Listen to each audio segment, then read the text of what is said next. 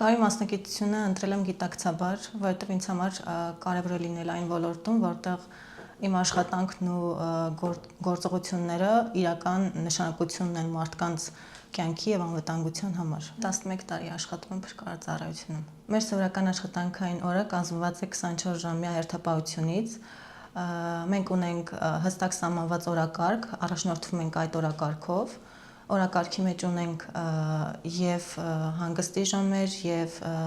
ուսումնական դասընթացների ժամեր, եւ վարժանքների ժամեր,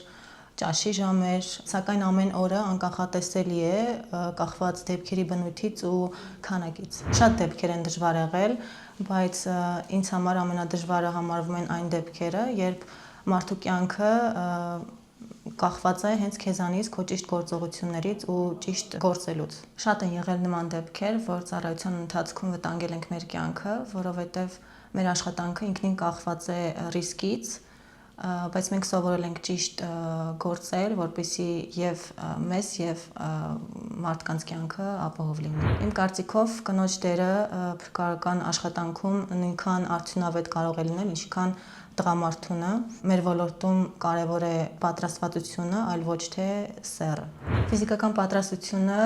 կարևոր է եւ տղամարդկանց եւ կանանց համար։ Այս համակարգում կարևոր է լինես պատրաստված, ֆիզիկապես ուժեղ եւ հոգեբանորեն կայուն, որպեսզի սպասարկես ծանր դեպքերը։ Դեպքի վայրում առաջնային խնդիրը ռիսկի գնահատումն է, հայտնաբերել վտանգը, ուսումնասիրել տարածքը, հասկանալ ինչ ռեսուրսներ են անհրաժեշտ եւ ըստ պլանի արդեն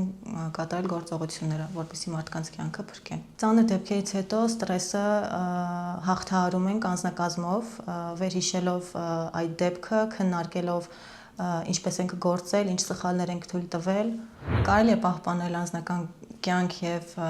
աշխատանք հավասարակշռությունը, եթե դու քո կողքին ունես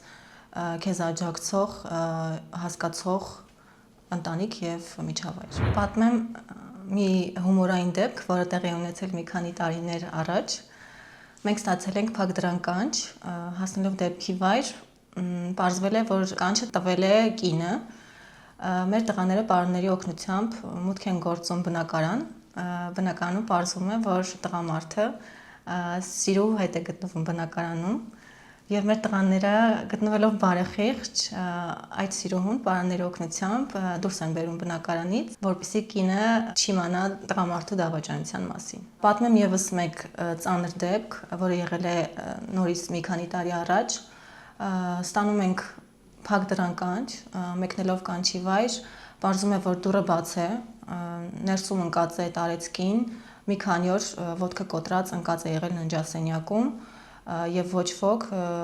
նույնիսկ հարևանները չեն հասել օգնության։ Մեր տղաների օգնությամբ տատիկին տեղափոխում են հիվանդանոց,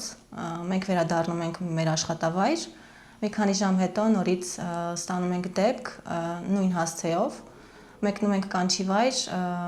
պարզվում է, որ տատիկին հետ են բերել, պետք է բարձրացնել բնակարան ու հասկանում ենք, որ տատիկին ինչպես տարել են հիվանդանոց, առանց օգնություն ցուցաբերելու հետ են վերադարձրել նորից տուն, որովհետև տատիկը թոշակառու չէր, չուներ գումար, չուներ